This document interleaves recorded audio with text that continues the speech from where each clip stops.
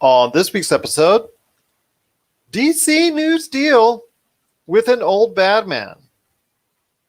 On this week's 200th episode, it's DC's new deal with an old Batman. What can the death of Mixer do for Facebook? And the divisiveness over The Last of Us 2. All this and more as we delve for the 200th time into the pop culture cosmos. And we're back with another episode of the Pop Culture Cosmos. This is Gerald Glassford from Pop Culture Cosmos, Game Source, Lakers Fast Break, and Inside Sports Fantasy Football. We truly appreciate everyone out there listening to all of our great shows for 200 episodes right now of the Pop Culture Cosmos. We cannot thank you enough for doing so. And if you can, please give us that 5-star review on Apple Podcasts. We would truly appreciate it. God, I tell you what, if you also like us as well, please, if you like the stuff we do, just give us that like, give us that share, give us that subscribe, do whatever you can to support us. We truly need your help and appreciate anything that you do right here at the Pop Culture Cosmos for us. We cannot thank you enough for doing so. We're up to 2,000 subscribers on Podbean. We cannot thank each and every one of them enough. All the stuff that we've heard back over the years, we cannot thank enough for taking the time to listen to our show. And for the 30-plus radio stations all around the world that play us, we also give you a big hearty thank you so much for playing our shows. And I also want to give a big shout out to all the people. Well, if I don't get you on this, it's not unintentional. So if anybody out there that has been part of the show, has been a guest on the show, we truly appreciate it. But the big ones like Ben Arnault from the Smoking Hot Confessions podcast, the guys, Big Haas, TJ, and Dutch from Voice from the Underground, Jamie Monroy and Tony Monroy, the Monroys, Octavio and Eric from Go Brothers Gaming, Salvador Villa from Storm Rush Gaming. Just cannot thank all these great individuals enough. Rob and Jay from Rob McCallum Films and Nintendo Quest and all that stuff that they're doing. So appreciate Rob McCallum's contributions. Doug and Nicole from Retro City Games. So many great people have been a part of this. Marcus de la Garza, Vince Atulo. Just, I cannot thank everyone enough for being part of the Pop Culture Cosmos. But it wouldn't be a Pop Culture Cosmos for the 200th time without my good friend. He's our own anniversary host of Pop Culture Cosmos. You got to check out what he's doing today at popculturecosmos.com. Also, his great shows that he's got now. He's got 2, Topicocalypse and the Super BS Gamescast. And, of course, his amazing book, which you can get. I know he loves it so much he's yawning. On Amazon and also Barnes & Noble. He's trying to be humble about this, which you can get. Congratulations, You Suck on Amazon and also as well Barnes & Noble. It is my good friend, the amazing Josh Peterson. And for the 200th time, what's up, man? You just gave away my alter ego and my superhero in one sitting. You're the worst confidant. Well, ever. You know what? Everybody can see that's watching us now on Facebook Live anyways. And also, of course, YouTube. But they did it anyways on the last Spider-Man, so I might as well do it here. But I'll tell you what, it's going to be a great show. We're going to be talking about a lot of great things for the 200th episode right here on the Pop Culture Cosmos. Want to thank again everybody for listening and watching us out there. Just appreciate everybody doing so. We're going to be talking about The Last of Us 2 and the divisiveness that has grown since its release. We're going to be talking about some Cyberpunk 2 2077 impressions. I got a chance to look a little bit closer at the videos of the recent 4-hour media allowed footage that they were allowed to go ahead and play. Plus, also, as well, we're going to be talking about the end of Mixer. R.I.P. Mixer, you're dead and done. We talk about that experiment, actually from the impressions that we first had at E3 to all the way to now, and how Facebook is going to be benefiting from this. And of course, we can talk about a lot more stuff out there in the world of pop culture. Some of our influences, some of the things that we've done and said over the course of time that really have stuck out to us right here in the years known as the Pop Culture Cosmos.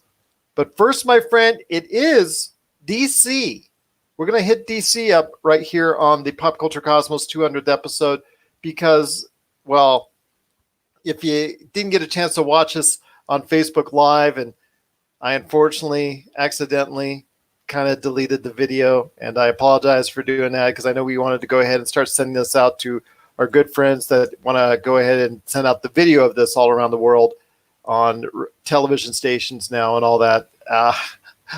Lost that video. You can still catch the missing episode 199 on YouTube. But we talked about DC at length and the return of Michael Keaton.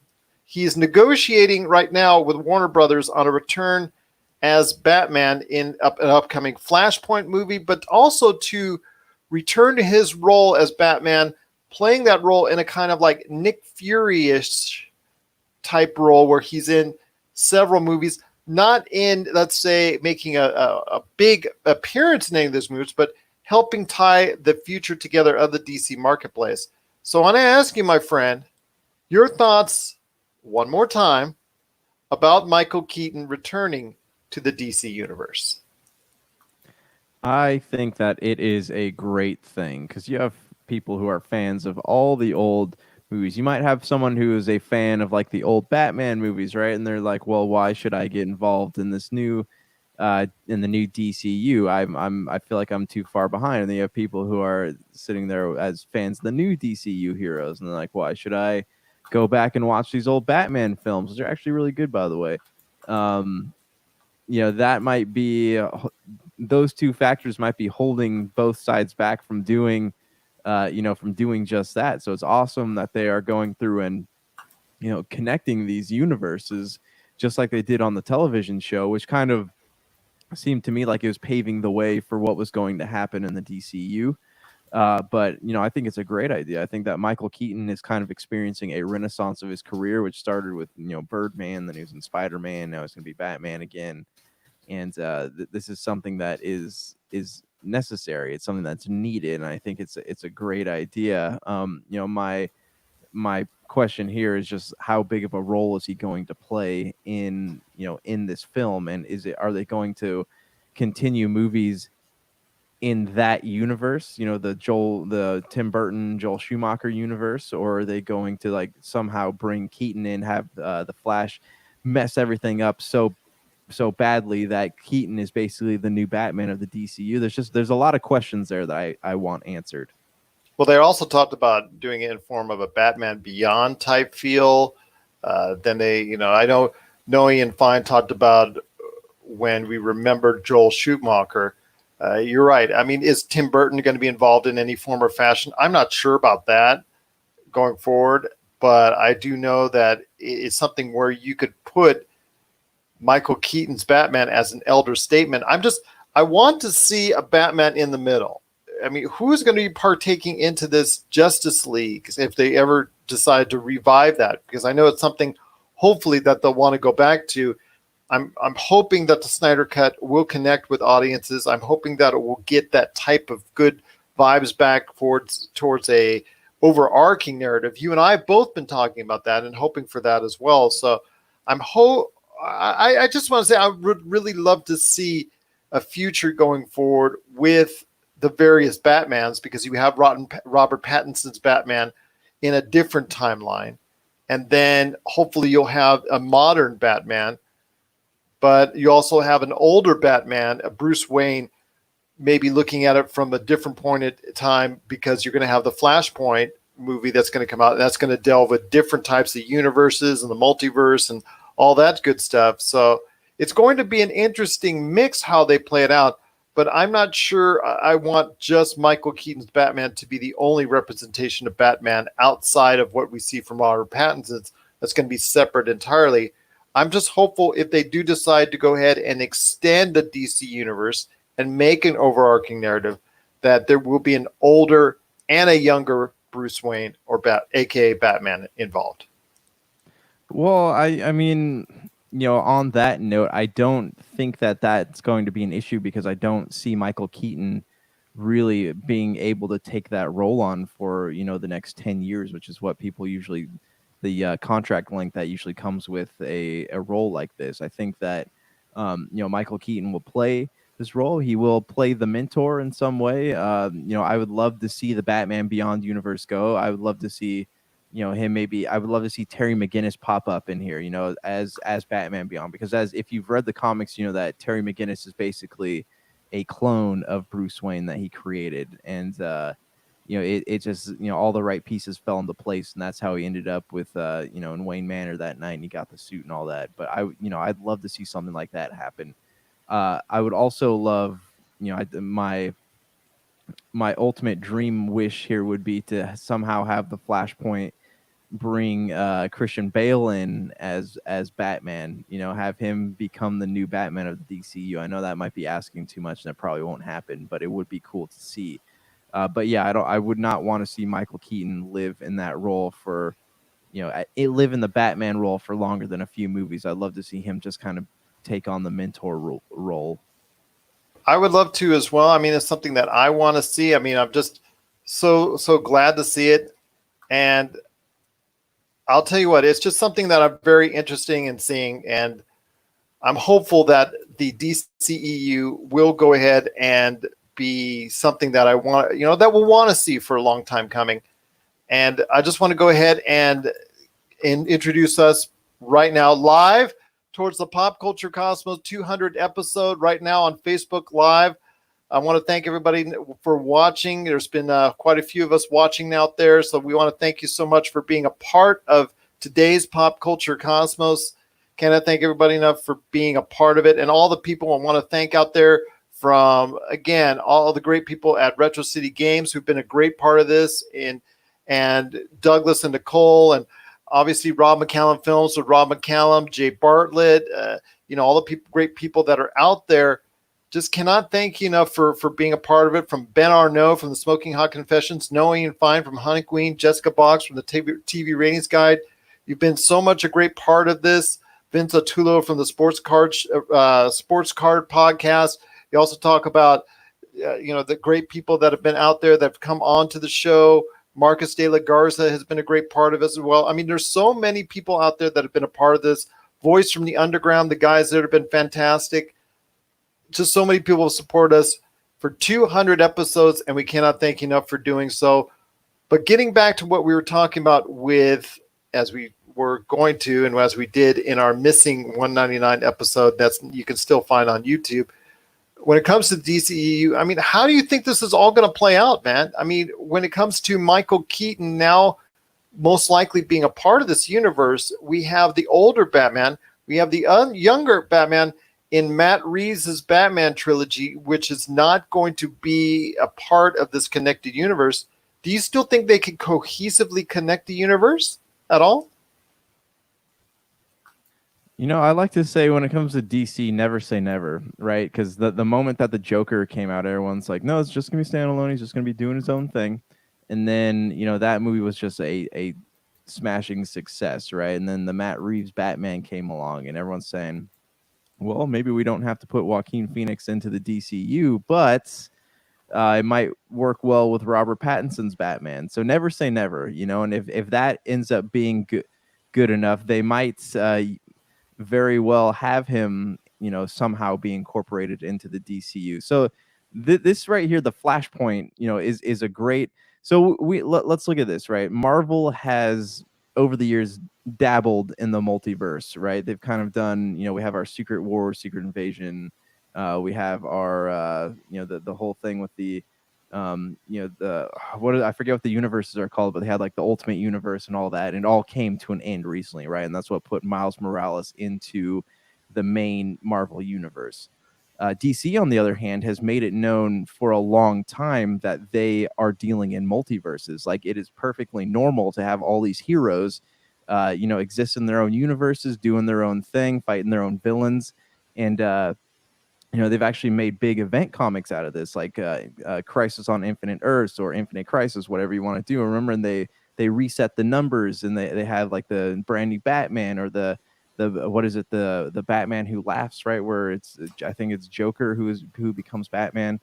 But yeah, they have dabbled in the multiverse since the beginning. So what the Flashpoint offers you is a great opportunity to kind of all the things that they've done wrong thus far, to reset those things. And I am hopeful that they are going to, make the right moves with this. But yeah, I would love to see, I don't want to see the Justice League brought to an end. I want to see more in the main like DCU, and that I'm hoping that Flashpoint will provide that opportunity. I mean, after the lukewarm effects of Avengers Age of Ultron, did Marvel call it in? Did they call it a day? I mean, because Age of Ultron is, I don't want to say it's been forgotten about, but it's kind of been forgotten about, and it's not very well thought of in the overall pantheon of Marvel Cinematic Universe movies. So I think that they should not just give up on this Justice League concept. Hey, and I want to go ahead and thank Jason Dutch from The Voice from the Underground. He's going to be popping on here in a sec. But while he gets that ready to go ahead and come on for just a quick sec, because I know he's going to be recording Voice from the Underground pretty soon. Going back to what we were talking about, I mean, it's something that they shouldn't give up, Josh. It's something that they shouldn't give up hope on after one film didn't do quite what they wanted it to do. Yeah, so I mean, I'm looking at this from the perspective of Incredible Hulk, right? Like the Incredible Hulk came out, it was okay. People thought it was okay. Not everybody hated it. A lot of people did hate it, but it wasn't Iron Man, and they kind of just said, okay, well, that's just going to be a bump in the road. We're going to keep on moving forward, and that's what they did. And Avengers: Age of Ultron, well, not an awful movie. It did not have the reception that they hoped for. They just kept moving, and like DC, they the thing that they really need to be careful with this is they really only get one shot at this, one shot to reset, and that's because the Flashpoint, you can't just go back, hey, let's do a Flashpoint 2. They need to have all the pieces in place that they want moving forward, because this is kind of their one opportunity to correct what they've done so far. And, this is a perfect opportunity to recast Batman should Ben Affleck not want to do it anymore. Want to give a big shout out to Jessica Box, who's watching us on the TVRatingsGuide.com, my daughter as well, and so many people around the world on so many different pages out there. Cannot thank you enough for joining us on the 200th episode. And we've got a special quick guest. I know he's going to be on for just a few minutes because I know he's got to record his own show, but Jason Dutch from Voice from the Underground, glad to have you aboard, my friend. Celebrate good times. Come on. Congratulations, guys. Thanks for having me. Thank you. Thanks for having me jump in here. I don't know why on earth you wanted me, but here I be. Well, we truly appreciate you jumping in with us. Quick question to ask you. What are your thoughts on Michael Keaton jumping back into the DC universe? Yeah, you know what? Actually, I saw that. I've been so inundated with talking about, social issues the last 3 weeks that it's almost amazing that, and I should say, usually not pleasant conversations when I have that, but I did actually see that. And I posted that. It actually came out. There was also a story about, I guess, Tobey Maguire possibly going back and being Spider-Man again as well, like a couple days before that. So both those two stories on the heels of each other was kind of cool. Michael Keaton was sort of a cheesy-ish Batman. I mean, those movies were sort of caricatures of themselves, of the character in a way.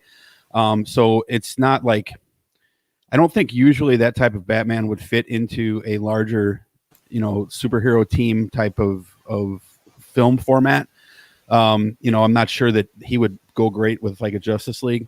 So, excuse me, I got a little horse in my throat. But so I don't know. But I do think it's great. Sorry, I didn't mean to step on you there, Gerald. But I do think it's great that the CW is going to such lengths to do this. In fact, they even said the other day that Ryan Reynolds is going to be in the Snyder cut of Justice League. So, whether or not that's true or not, I don't know. There's so much bad comic book news, fake news. This is fake news going around these days. But I think, it's awesome what DC is doing because they're way behind. Let's not pretend, beat around the bush. Let's call a spade a spade. They're way freaking behind, and they've had some content issues and they've had some quality issues with the DC EU, and as well as with the the cheesiness of like the Arrowverse. Outside of maybe the show Arrow, the rest of those shows are kind of goofy and campy. So I think the Keaton thing is going to be really, really cool. I think it'll be nice to see him portray that character. Maybe, I don't know, I'm sure it's going to be like a Batman Beyond type of thing where he's going to be grooming new Batman or not, or be sort of like an old jaded Batman. But I mean, I love the Michael Keaton Batman movies. I hated Val Kilmer as Batman, and I hated George Clooney even more. I think that was the worst movie, the one with Arnold Schwarzenegger. You freeze, Gerald, freeze. And sad that Uma Thurman was in that because she's such a talented actress. But by and large, I think it would have been a cooler fit if it was the Bale Batman. But obviously, that's not what's going to happen, and we'll take what we get. So it's good again because DC is able to be in the news. They're able to get people to tune in just to see what it is and get some streaming content. And if they can find a way to tie all this up and put it into the somehow into the movies and carry some of that momentum forward, that'll be really great. Because my biggest criticism of Marvel is that they didn't have, like, for example, I really liked Daredevil and Luke Cage, those series. They didn't even show up in that huge scene in Infinity War, not even for like a second, because they go so far to keep their TV from their movies. And this is something that Disney just does, no matter what. They don't really bring their Disney princesses from TV. Like, I don't know if you guys know what I'm talking about, but like they have Elena of Avalor is like a Disney princess on the Disney Channel. But she's never included in, like, when they did all the Disney princesses in Wreck-It Ralph, right? She wasn't in that room with the rest of the princesses that were from film. Disney loves to separate film from TV. When they did the Lion King remake, they didn't do anything with the new, very popular Lion Guard show. They didn't tie in anything at all from that, which a lot of fans would have loved to have seen. And that's just not Disney's MO. So to see that Marvel or that Warner and DC is doing that, for me, I love that stuff being tied together, and I think it's really, really great. That they'll not only tie it in on TV, but then tie it in on film as well. Because that's the next step. It's easy to tie stuff in on TV, but you can get tied in on film in some cool way, where like in I don't know what they would do, but if you and maybe like an end scene of Aquaman 2 or something like that, you get some flashback to like a Christian Bale Batman or something like that. For me, that would be really cool. I thought I'm sorry to ramble here, but I only have a few minutes. I thought they missed a huge opportunity to do that in Suicide Squad, because if you remember the Flash in Justice League, Ezra Miller said, "I only push people and run away," right? But in Suicide Squad, he came in and he apprehended Captain Boomerang in the beginning of the movie. So I was like, that should have been like the Grant Gustin Flash that came in and did that scene there, or the Flash from the original Flash TV show of the 90s that they've now tied into, had it be some actual Flash who knew what crime fighting was about that came in and did that, or Oliver Queen or something of that nature, the character Arrow, somebody else other than the Ezra Miller character, not because I had anything against Ezra Miller, but because then they went later and they said, "Oh, I don't really fight people." So, I think they've missed opportunities too. So I'm really excited. Me, long-winded answer to a short question. I'm really excited about the Keaton thing, because it's just one more step that DC is doing to tie everything together and make content that fans are gonna, love. Hopefully, it's good quality though too, because like I said, they're still way behind, the MCU for sure. I know, Josh, you wanted to say something because you agreed with Jason Dutch on the Christian Bale appearance. Yeah. I mean, I like what Jason's saying too, because it kind of makes all the old movies feel like they're worth watching again. Like you can go, like I said earlier, a lot of people are like, well, why am I going to waste time watching the Tim Burton or Schumacher Batmans? They have nothing to do with what's going on now. Now people have a reason to go back and watch these old movies. Some of them are actually pretty good. Yeah, absolutely. Well, I'll tell you what, again, for all the great stuff that you can go ahead and hear more of, including pop culture, social issues, and everything else, Jason, where do they need to turn to? Well, the smart thing to do would be not to listen to the podcast, but if you actually are silly enough to tune in, Voice of the Underground, we position ourselves, our little phrase is where politics and pop culture collide. Though we're not really a show about politics, we're more of a show about socio-political issues, because these days everything that is political turns into socio-political. That's the deep state right there. Gerald's, the music coming in, that's the deep state right there trying to keep me quiet. You will not silence me. But so we'll talk about socio-political issues. Right now we're talking a lot about, obviously, like the Black Lives Matter movement, coronavirus, that sort of thing, as it plays into the political sphere. But we take a lot of that stuff.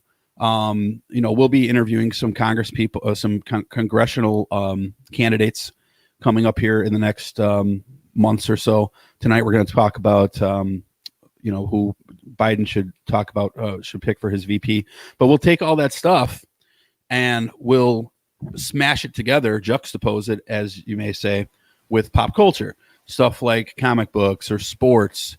A lot of times in sports, there's a lot of political issues. Like, there's a huge issue right now going on with Levi Stadium going to be flying the Black Lives Matter flag, as well as NASCAR removing the Confederate flag. Those are sports stories, and we'll talk about those as well. But we'll talk about them in a socioeconomic, a socio-political context.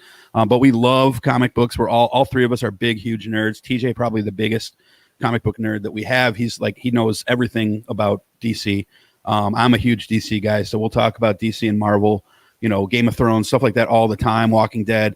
All the typical stuff that people love to watch, and so you might come in and start like something about what we were saying about DC Comics, and then hear a political viewpoint or a counter viewpoint of, like, we have a lot of conservatives that come on the show that don't necessarily agree with us on a lot of stuff, but we'll talk to them in a fruitful, common civil discourse sort of way, and try to, tackle some of these issues while having fun while doing it. And like I said, talking about sports, religion, and Haas does a cigar review every week of a different cigar. So we're a horrible show, and you should definitely not tune in. Okay, then once again, the show that you should tune into is Voice from the Underground, the podcast. You want to be a part of it today by listening it to wherever you get your podcasts. Yes, sir. And congratulations to you guys, Gerald. You guys have just been, let me just say this real quick. You guys have been, and I know, Josh, you and I think we've only talked like one other time. But Gerald, you and I have talked, I don't even know how many times. We've done fantasy shows together. Some huge fantasy baseball, fantasy football guy. We talk a lot about comics. We've talked a lot about politics together. Our show, they do swear, so this one they don't. But I just want to say that over the past 3 years of this journey in podcasting, we have come across, and we've been very fortunate for a small show and Voice from the Underground to come across some great allies. So for people who you would think would be your competition for earlobes or for ear holes, it's really not that way. Yourselves and Cole Sports and Jock and Nerd and just so many others that came and possibly mentioned. And you've been just a great friend. And you put together a quality show, and I just cannot express to you seriously how much our relationship with you means to all three of us. Probably slightly more to me and TJ because we do so much content with you, but to all three of us, really, you guys have been just tremendous, and thank you so much for everything you've done for us, the platform you've given us, and when you've been there for us when we needed you, podcast wise and personally. So we love you guys, man, and just I hope you guys have another 8 million episodes, because this show is definitely one of my favorites, and we really, really, truly appreciate your friendship and your collaborative efforts in podcasting. Do you take Venmo or PayPal? Cash App. Cash App. And remember, I raised the price just before I came on. I don't know if you got that. Well, we appreciate the kind words, Josh. Yeah, thanks, man. No problem, Josh. I'm sure you're a great guy too. Thank you. Real quick though, did you guys and I'll listen to your answer as we because I got to get off and start recording. But when I listen to the show, I'll listen to your reply on this. What are your guys' thoughts about? Well, two things actually. I'd like you to quickly touch on. Number one, what are your thoughts about the Ryan Reynolds thing? Do you think there's any truth to that? And also, do you think that like the top grossing movies for 2020, is that even going to be something that they track? Or is it going to be like, for the Oscars and like all of the normal cinematic awards and everything? Is it going to be one of those things, I think, where that you have like an asterisk by it, like, you know, the 1999 Spurs, or the Blue Jays team that won the strike shortened season? You know, I'm not sure how those things are going to be looked at from a historical standpoint down the road. So if you guys get a chance to talk about those, I'll listen. As they say on the radio, I'll hang up and listen for your answer. Well, thanks again, Jason, for being part of the show. Truly honored that you could make it on the show. And again, check out your show, Voice from the Underground, wherever it hits, right now available on all podcast outlets. And I can go ahead for me and tell you, Ryan Reynolds, you don't do what you do in Deadpool 2 and expect to go ahead and come back on when it comes to, I guess, I mean, Josh, I remember distinctly in the closing scenes, in the closing credits for Deadpool 2, him voicing his opinion on what he feels now about the Green Lantern. And it would take a lot, I think, to get him on this Zack Snyder cut. And I'm not sure that DC and Warner Brothers has that. And I'm not sure they want to spend that kind of money for Ryan. Yeah. So if they did it ironically, like if it was a joke, you know, I'm sure Ryan Reynolds would be all over that. Like if he could somehow, you know, kind of like what they did when he got the script right to the Green Lantern in Deadpool 2, and then what did he shot?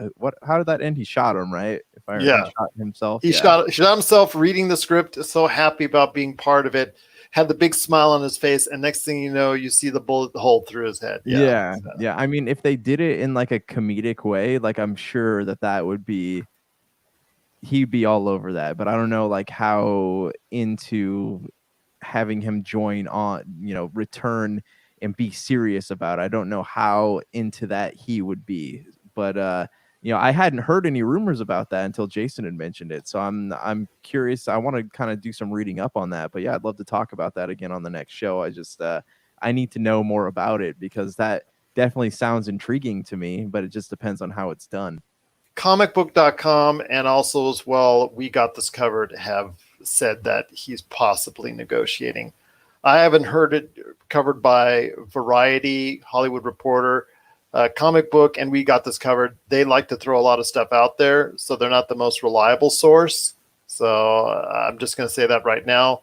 And some of the stuff that they say out there sticks, some of it doesn't. So I'm going to say it's going to be a very hard get. And I'm also going to say it's probably going to be a very expensive get for DC. And I'm not sure that Warner Brothers right now, that having to spend an extra $30 million estimated to finish this Snyder cut, actually wants to go ahead and spend even more money for even just a brief cameo of Ryan Reynolds. So I'm not sure that's going to be worth it for them.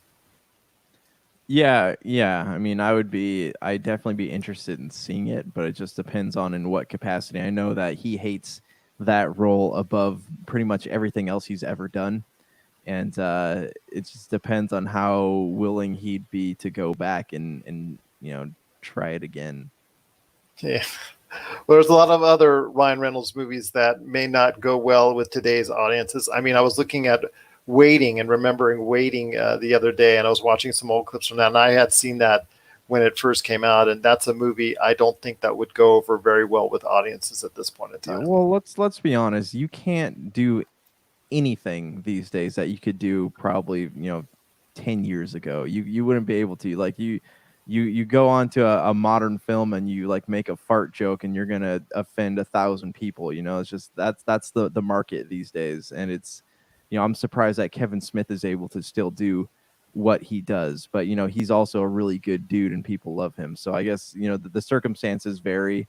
Even someone like Todd Phillips had said he would never make another comedy because that would be the end of his career. So it all depends. Waiting is definitely a movie that sticks out. I like Waiting. I think it's a funny movie. Van Wilder is another one that he wouldn't be able to do these days. Like that one is almost like over the top and how gratuitous it is, and it's talk of sexual things.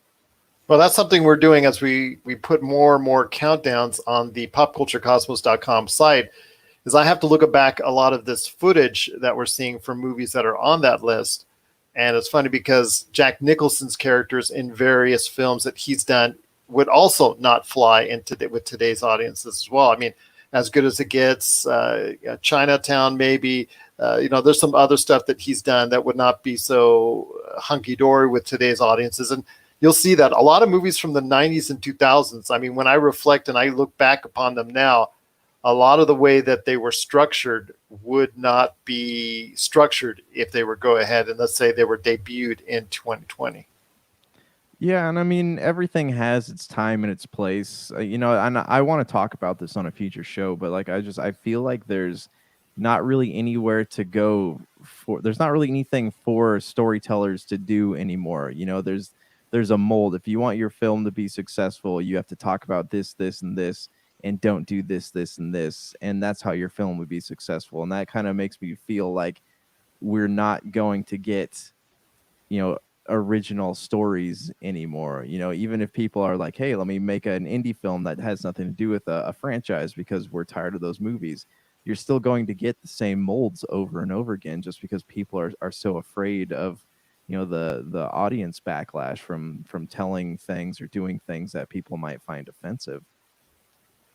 But in regards to Jason's second question on the prospect of box office returns, I mean, Box Office Mojo is still going to be tracking it later in the year when people start migrating back towards the theaters.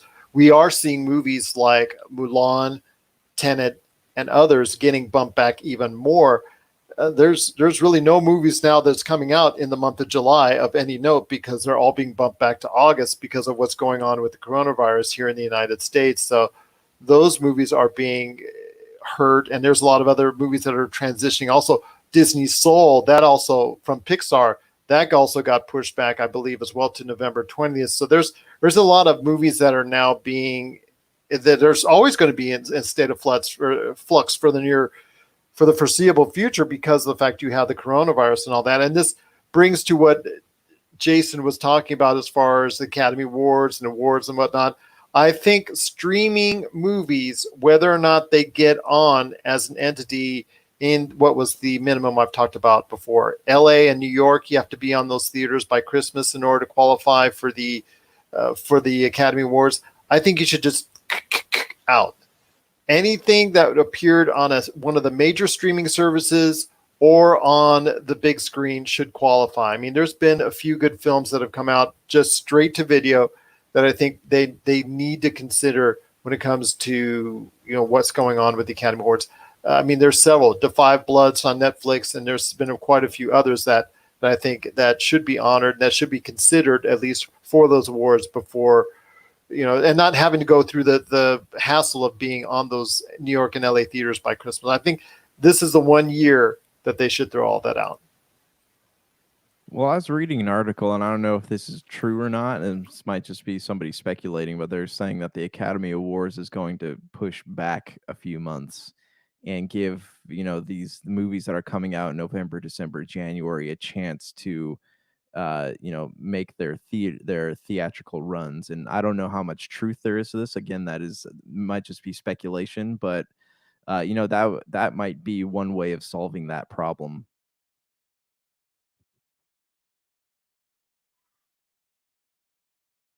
Something to think about as we go ahead with more films that are going straight to home, to home video.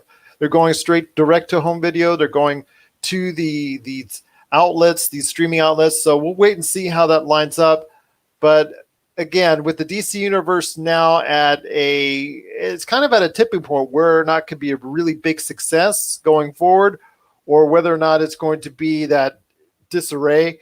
It is going to be something we're going to look at going forward. And we've got another special guest here, live from Australia. It's our good friend from Smoking Hot Confessions, Ben Arnault. And Ben, just cannot thank you enough for joining us real quick. We're just so happy to have you here, my friend.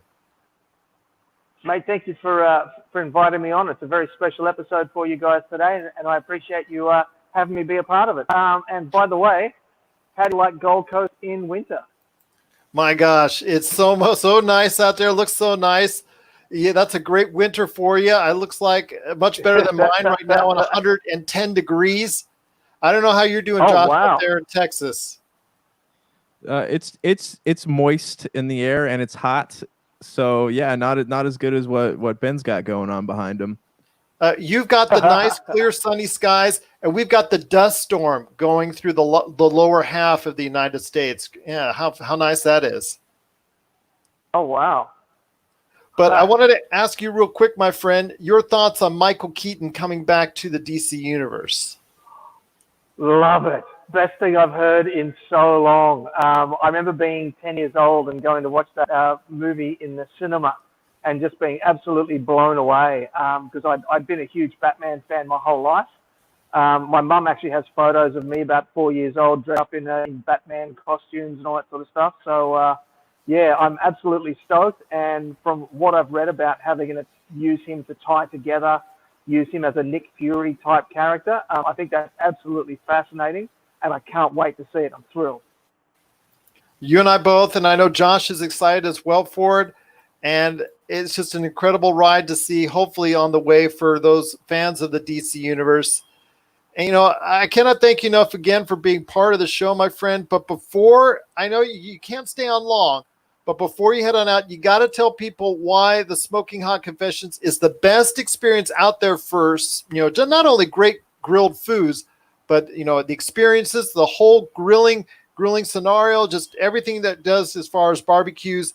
Tell people why the Smoking Hot Confessions is the place to go for all of that. Well, Smoking Hot Confessions is the one-stop shop for everything that you need barbecue. So we've got, as you said, we've got the recipes, we've got how-tos, we've got the product reviews, we've got a podcast, which in the last couple of weeks has added video to it. So now it's a podcast as well. We interview experts from around Australia and the rest of the world in the industry of barbecue. Industry recognized and awarded for the different videos and podcasts and writing that we do. And we just live, eat, and breathe barbecue. We just love all of it. Well, I'll tell you what, if you want to go and find a great place, not only for great food ideas, but great grilling ideas, you've got a lot of contacts within the industry, not only on recipes, tips, but also the equipment, which is just as important. And people seem to forget about that. The equipment that makes it all happen. The place to go is Smoking Hot Confessions, the whole experience, SmokingHotConfessions.com. His great podcast, which you can hear on podcast outlets everywhere. His great site on Facebook, the whole experience. You can catch it on YouTube. Everywhere you go, it is Smoking Hot Confessions. Ben, I know I'm going to be talking to you here in the near future about more pop culture, which you love just as much as Josh and I do. I cannot thank you enough for being part of 200 episodes. But, man, I've got to make sure I have my appetite ready because when you come back on, you're going to be telling us some more great grilling ideas before you head on out. Absolutely, I will, mate. I've already got a few ideas lined up and ready to torment you with. And I just want to just quickly say congratulations to the two of you for 200 episodes, putting on a great show. I listen to it every week, and I just love all the stuff that you guys are into, all the pop culture stuff, the DC, the Marvel, the computer games, all of it. Fantastic work. Congratulations. Well, thank you, my friend. I appreciate it. And one last thing before we head on out. What is the biggest thing you're excited for the rest of this year in pop culture? In pop culture, Wonder Woman 1984, if that ever does come out. Black Widow, I'm hanging out to see as well. Mostly because I want to see David Harbour's character. I'm mental blanking right now. You want to see him? Yeah. I'm looking forward to seeing him. Guardian, Red Guardian.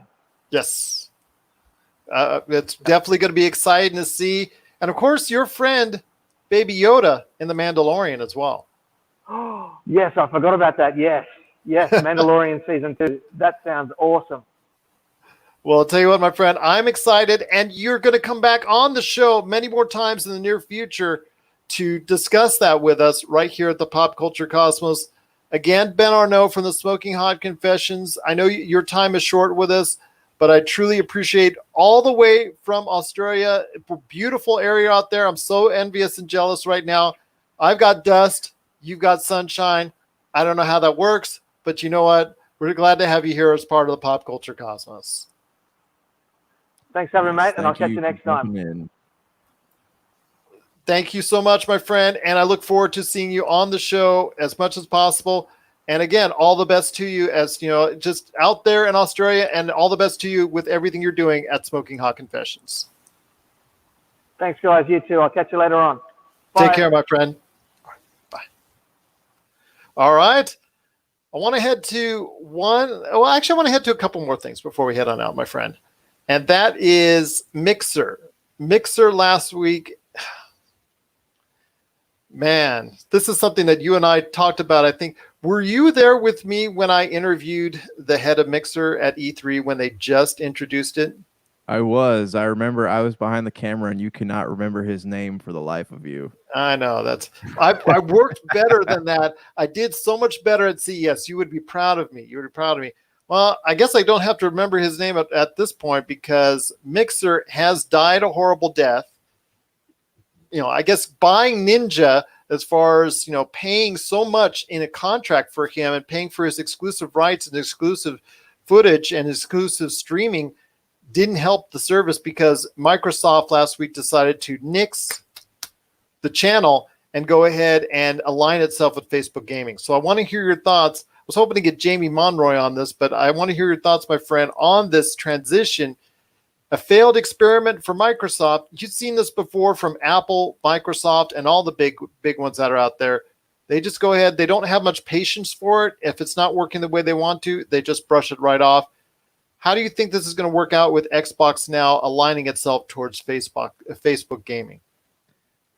It has the potential to be interesting, but I don't know what.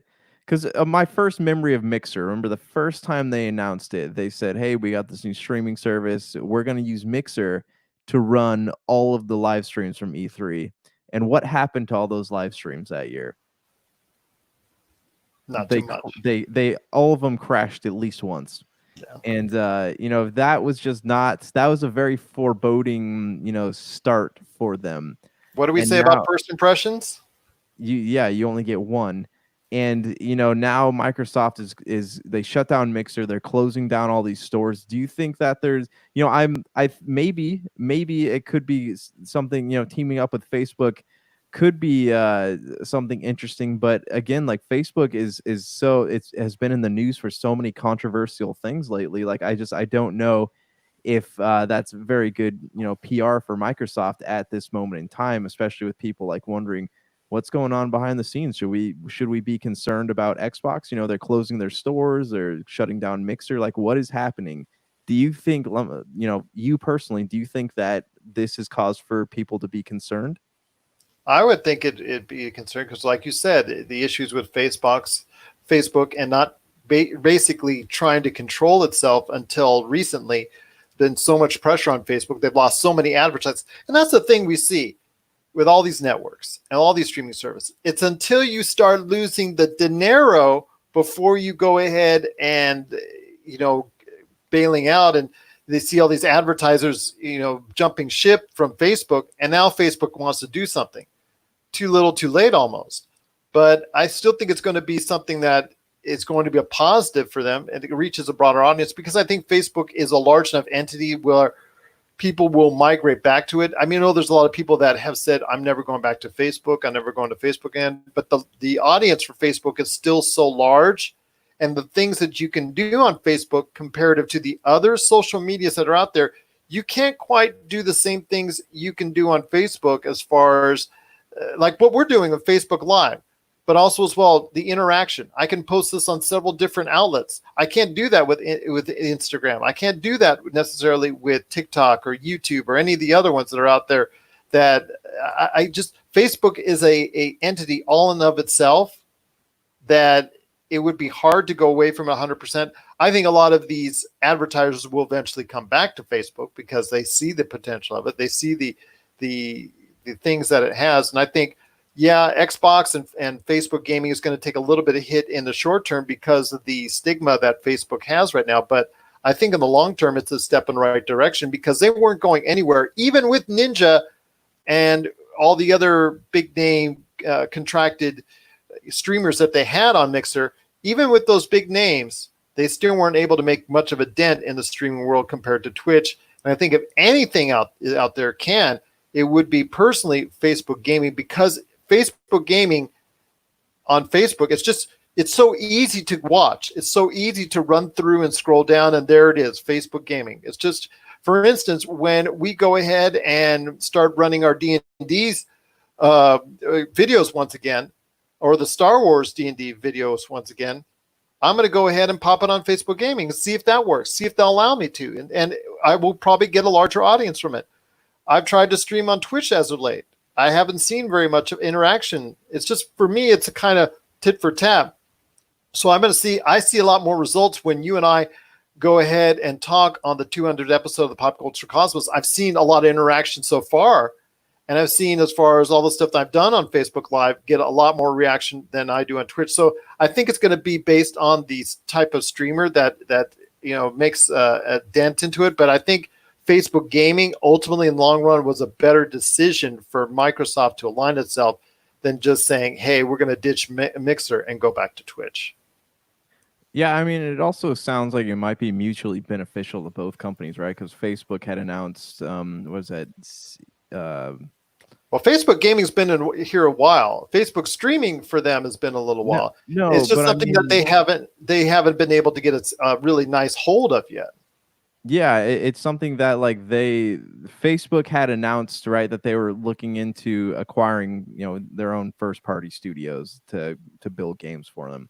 And this might be a good opportunity for them because they can kind of, I don't know what that future looks like, but I'm sure Microsoft has resources that they can use and vice versa. So it might be a good, mutually beneficial to both companies. What I know they did acquire the Order 1886 developer Ready at Dawn, but that was more for the VR aspect. I think that Sony still has the rights for the Order 1886. And yes, I know the game is much maligned, but I would love a sequel. Please, Sony, please, Sony, please, Sony. Love a sequel to that game because I love the lore of that game. From the lore and the world building standpoint, that game and the look was top notch. And then Order the game when it went downhill from there. Yeah, so Order 1886 kind of feels like Sony's Alan Wake, right? Like everyone loved Alan Wake, and Microsoft, Remedy made it, Microsoft owned it, then Remedy finally got the game back, and now they're like, hey, here it is, this is what happened to Alan Wake, and maybe there's going to be a sequel. So maybe we'll see something like that happen with, with the Order 1886. I bought that game probably 4 or 5 months ago. Haven't had a chance to play it because I know you like it and I really want to play it. So as soon as I get a chance, I'm going to sit down and play it. I might stream it. But what I would love to see out of this whole deal is a way to cross-post from Facebook onto Instagram, IGTV. Like I know Facebook owns Instagram, so this would be a great chance to maybe introduce Instagram to some gaming. I mean, what are your thoughts on that? That would be great. I mean, IGTV is hard because you got to have a certain amount of requirements to actually be able to post on IGTV, which I thought, or be post a certain limit amount. I mean, IGTV seems like this is an exclusive deal. I mean, you can post for just a short period of time on IGTV, but if you want to post longer videos, you have to meet so many different requirements. So I would like to see IGTV evolve, because I think it's something even Instagram hasn't really taken seriously. I mean, they had it there, they have it there, but like what Microsoft deals with Mixer and then Amazon is dealing now with their video games, that they're not really putting 100% into it. I think it's something that Instagram have not taken seriously with IGTV. So you're right, that would be a great way to integrate more into it, because the Instagram audience would love to see that. But everybody in Instagram, you think is only going to see things, or they like pictures, or they like very short videos. I think they could do something like this even more. I think IGTV is an unexplored region of the social media universe that they should explore, and possibly Facebook gaming could be the key to it. Yeah, well, I mean, there's a lot. The younger generation, kids coming up, they're on Instagram. They're not on Facebook. Their parents are on Facebook, and that's not cool anymore. So they're all on Instagram, like you said, TikTok and Snapchat, whatever it is these kids are doing these days. But there's a lot of them on Instagram. So if you want to say raise up the next big name in game streaming, like Instagram TV would be the perfect place to do something like that. Well, that's true, and let's hope that that's the case. That they can utilize that platform and allow us to go ahead and start utilizing that platform a lot better. I'm hoping that they will go ahead and make better moves in that situation. But yeah, I think the overall move away from Mixer was a good one because Mixer wasn't going anywhere fast, anywhere soon. When you have the world's leading streamer and he's not able to go ahead and make an impressionable dent into the streaming universe, I really think that shows that, Mixer wasn't really the way to go over Twitch. I think that Facebook gaming can be. I think that Facebook gaming is a place where easy access and visibility collide. Yeah, I understand this is still your dad's or your granddad's or your grandma's or your mom's area for social media, but I also think because of things that you can do on it, because there's not as much limitations as far as what you can put on there, as far as content, as far as just even typing letters, characters. You can do so much more on Facebook that you can do on virtually any other streaming media out there or any other social media out there. It's just, to me, I think the possibilities are there, and I'm hoping that Facebook gaming can take advantage of them. And I hope they'll be able to go ahead and post our future stuff as well. Yeah, that'd be nice. I'm hopeful as well. But yeah, it seems like there are pros and cons to this whole thing, and hopefully there'll be more pros in the end. But they were really stoked on Mixer. So how soon until the they get really stoked on Facebook and then cast them to the side too? So it's yeah. So we'll see what happens. What are your thoughts out there on? Well, first off, Michael Keaton coming back to the DC universe, and also as well, what are your thoughts on Mixer going bye-bye and saying hello to Facebook gaming for Xbox and Microsoft? What are your thoughts on each? Share us your thoughts. PopCultureCosmos@yahoo.com. Also as well, Pop Culture Cosmos, Humanic Media, and Game Source on Facebook, Twitter, and Instagram as well. And I want to thank again so much Jason Dutch from Voice from the Underground, and also as well, all the way from Australia, Ben Arnault from the Smoking Hot Confessions for joining us on today's show. But before we head on out, my friend, two last things in the video game world, because we got to round this off with some good pop culture stuff. And that is The Last of Us 2 divisiveness. I mean, we talked before on the show that it got a 96 on Metacritic. It's now at 95 after over 100 critics, but that's still one of the highest rated games on the Metacritic outlet of all time. But when you look at the user ratings, they're extremely low, and there's a ton of videos out there that are just like lashing back at the game. I'm not sure it's about the game itself. I'm thinking it's more about the content because of the things that are on it, as far as from two lesbian characters engaging in a romance, plus also a transgender component within the confines of the story as well. I think those are issues more, and plus there's also some spoilers that I cannot go into that are very well aware of, that I can't really go ahead and allude here because I'm going to spoil it for a lot of people. But I think it's more about what's in the game than the game itself is the reason why it's getting a lot of negative feedback from audiences. Yeah, well, I mean, I'll tell you where I'm at personally. Like, I don't have an issue with a lot of that stuff because it's been in games for a long time now. It's not like there's anything new to the gaming market, but I'm curious if this has anything to do with like all the stuff that people are being overloaded with in the news, and now like this big game comes out, and maybe people are kind of feeling the weight of it. But when are we going to get to the point where this stuff just it's normal? It's not something to feel burdened by, and it's maybe that has something to do with it. I also know that there's a lot of people whose PlayStations are having trouble processing the actual game. Like, it sounds like I'm hearing the stories about PlayStation 4 sounding like helicopters, or people saying there's a jet in my living room because the PlayStation literally cannot process what's going on in The Last of Us Part 2. And back to the critic scores, like I know Polygon, I don't know what they gave it, but I know someone wrote a piece on it saying that, like, well, their review, they don't give scores anymore, but they panned it. They panned it because of the fact that they also because of the times. This is something I also wanted to touch on it when it comes to Last of Us 2, is that because the times that we're in right now are pretty dark, the game itself is dark, and Yeah. that's another issue I think as well. Yeah, and that's back to what you're saying about the social issue things. Like I'm curious if this game were to come out when the news is just not plastered every day with social news, right? I'm wondering if the reception would be better. What are your thoughts on that? Oh, I think it would be better if it was put out in a different time. I think right now a lot of people are beaten down by, the like you said, the social issues, the coronavirus, the whole 9 yards, day in day out. It's not a good time for many people. I mean, how many memes have you seen out there about their opinions on 2020 as a whole, being one of their worst years ever? I mean, and you bring this game out, and it's certainly not meant to be Uncharted in the way it uplifts you, because it's not an uplifting game. No, I mean, if you've ever played the first one and those who are playing the second one, it's not meant to be an uplifting game. It's a quality game. It's a great game in its own right, artistically, but content-wise, there's stuff in there, or just the very mood and it captures is not. It's setting off people in the wrong way just because of time. I think people are looking at it because of the time that we're in and the content that it has, and they're not evaluating as a game. They're just evaluating as an experience to them. And of course, they're spending their $60. They have every right to do so.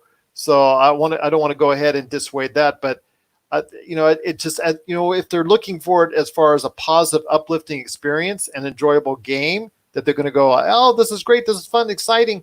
I don't think you're going to get that. But as a sheer quality of art, I think that's what you're looking for. That's what you're going to get. Yeah, I haven't played the game yet, and it's on my list of games to play right now. But we have encountered games in the past, right, where they are in their storytelling, they're trying to hit every social dot that's currently happening in society, and like I wonder if that's what was going on with with The Last of Us Part 2. But I also know that Naughty Dog is they're really great storytellers, so I mean I'm sure it wasn't done like forcefully. I don't know, it's hard for me to really like weigh in on this because I haven't played it yet, but I can only theorize like what that issue would be. And I was seeing the critic scores and I was seeing the user scores, and they are drastically different from each other, so that's why I was wondering about it. But I also know that like IGN, Kotaku, GameSpot, like these are all like big proponents, right? Like people who cheer for things, big proponents of social change and stuff like that. So that's like why remember when we first talked about this, you're saying like critics gave it this and this, and like I wanted to know like what it was that they were cheering on. And it sounds like this is kind of answering some questions here. Well, they're just talking about, again, it goes back to the time that it's been released is not the greatest time for it, and it's not the most uplifting of games, I can tell you right now. So if you're looking at that type of experience for your gaming needs right now as an escape, it's not going to do it for you. But if you're looking at something that's sheer quality art, that is probably the closest you're going to get to perfection, or as close to it, one of the best games of this generation, as this generation ends, as a quality piece of art, or a standard in video game making, you're going to look at this game as far as how much you can push the PlayStation 4, as far as overall quality of the game. Now, the content, like I said, and the atmosphere and the mood, it's not really right for 2020 at this point in time, because I don't want to say it's a depressing, but it's definitely a moody game. It's definitely a game that doesn't give you many characters you're going to go ahead and cheer for and scream for, like we talk about with Mass Effect or Uncharted or any of the other games that we talk about. But if you're looking for a game that's a great work of art, I think you're going to find The Last of Us 2. But I just don't think it's going to be that charmer that so many people are looking for. Yeah, I mean, I hadn't heard about. I mean, I had heard some of it, but I hadn't heard like the whole, the social stuff was that big a deal. What I had heard a lot of people saying was that it doesn't speak very good about the tendencies of human nature, and like I can see The Last of Us 2 or The Last of Us universe presenting something like that would make you see like, well, this game's not showing us the bright side of human nature, it's just showing us the depravity, and like the only way you can truly save people is if they die. And I totally see that dark theme bugging people. But It was know, like The Walking Dead. Like right now, if The Mhm. Walking Dead was playing, if The Walking Dead was playing, which shows you the most evil part of it is not the actual Walking Dead itself; it's the humans that interact in the environment, and it's not the most uplifting of series. All apologies to Daphne Matthew. I mean, but it's who's another great part of the show, and I thank her for her contributions as well. But it's you're if you're looking for something uplifting, you're not going to find it in The Last of Us 2. But if you're looking for a quality game, you're going to find it in Last of Us 2. I think this is just the wrong time for it to come out. I think if it came out last year, or maybe even after we find a vaccine and things start working itself up, I think people can go ahead and get into this game a lot more. Right now, it's just a bad time for it to come out. Well, I think they meant for it to come out later, and then it leaked, right? And they kind of had no choice but to. And then they had delays and all that. So, yeah. I mean, I'm sure they were that was talked about, but they kind of got put in a situation where they didn't really have a choice. I think it was supposed to be originally released in 2019, if I'm not mistaken. It's 2019, and then it was supposed to come out in February or March, if I remember correctly. And then they said, thanks because of the pandemic, we're going to be pushing this game out. And I remember it was slated to come out, November, where around the same time Cyberpunk's new release date is, and then they had the leaks, and they didn't really have a choice but to push it out sooner rather than later. Well, it is certainly divisive as far as the game is concerned. So that's The Last of Us 2. I want to hear your thoughts out there, everyone. If you're playing through it or if you have played it, I want to hear your thoughts on the game. Was it the experience you were looking for? Share us your thoughts, popculturecosmos@yahoo.com. My friend, before we head on out, I want to go ahead and hit up on Cyberpunk 2077 because the media got access to about 3, 4, 5 hours worth of Cyberpunk 2077. It showed the 3 different story arcs you can start off on as far as from a corporate or nomad and some of the different story arcs you can start off on before it branches out from there. Did you get a chance to see a lot of that footage? I mean, I did. I was very impressed, although I know a lot of the little kinks need to be worked out before it comes out in November, which is great that in this case that they're going to delay it because I think there's some little kinks that they need to work out, especially when it concerns the driving issue. So I noticed most of the reviewers that got a chance to go ahead and take a look at it. The driving was not 100% okay, but the immersion itself seems to be something that every one of them said was really good about Cyberpunk 2077. I haven't gotten to see the footage, but listening to what you said, it makes sense, right? Because CD Projekt Red has, most of their experiences in The Witcher, right? It's in that universe where you're not driving cars, there's no cities, there's castles, everything's spaced out. So, I can see where there would be kinks to work out. And what fascinates me though about what you said was that there are 3 different, the different story arcs, and that is something that sounds really cool because people do spend hours of their lives in these CD Projekt Red games, but now it sounds like there's actually a purpose for spending extra time in these games, and that really fascinates me.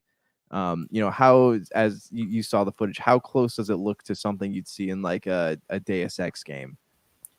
Well, that's, I think, some of the compliments that's been tossed around is that it is close enough to the experience of Deus Ex to make it almost like a Deus Ex. So I think that's some high praise indeed to the original one, not the remake or the add-on or the sequel or anything like that. The actual original Deus Ex. So a lot of people are really digging it.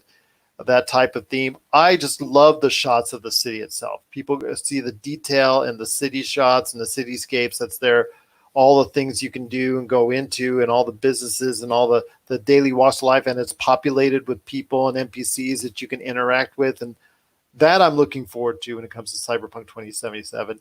It's going to have a detailed customer creator, which you and I went into, is going to customize some things that I wasn't expecting or really don't care about.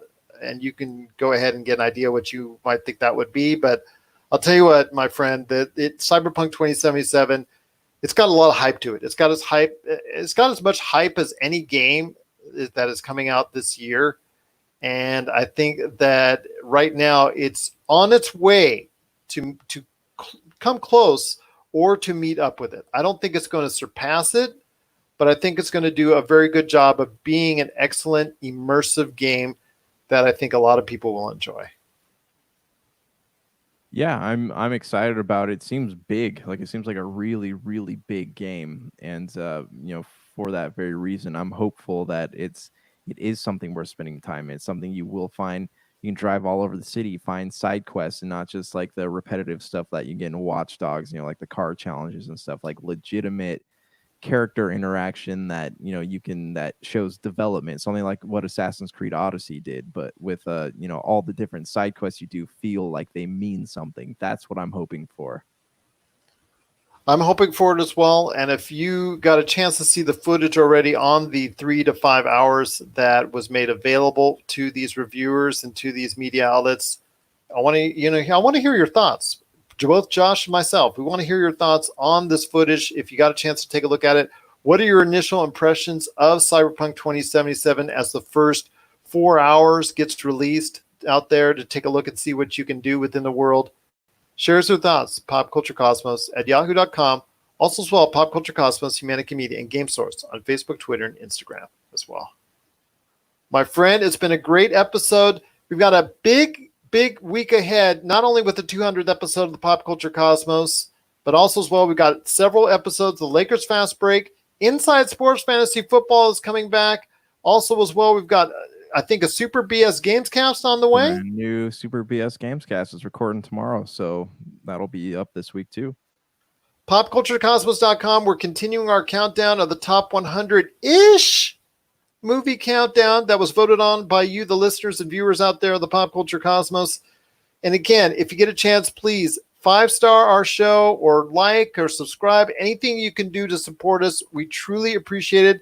And to everyone that's been a part of the show, to everyone that's watched, listened, been a part of, been a guest on, and to all the tremendous sponsors and radio stations that have also been very much a part of the Pop Culture Cosmos. To all of you, we cannot say enough thank you for being a part of it. Any last words? Thank you. No, well, it's sincerest thank you to everybody. It's been, we've had times on the show where we've wondered, if anyone's even listening still. And, lately we've seen a huge uptick in people listening, people participating, the, messages on Facebook. So thank you, thank you, thank you. So I'll say this for the 200th time, my friend. Any last thoughts on the way out? I want to do a deep dive on the movie Atlantis on another episode. I know I did my spiel at the end of the episode that got lost, but I want more time to talk about this. So if you're a fan of the movie Atlantis, a fan like I am, I know some things that are going to blow your mind. Well, I'll tell you what. I will go ahead and give you that opportunity, because it is just as much as your show as it is mine. And in fact, it's just as much as everybody's show, because we're all right here within the Pop Culture Cosmos. So for the 200th time, so for Josh Peterson, this is Gerald Glassford. It's another beautiful day in paradise right here in the Pop Culture Cosmos. We thank you for listening. And thanks so much for everybody watching, listening, and being part of the program. And here's hoping you have yourself a great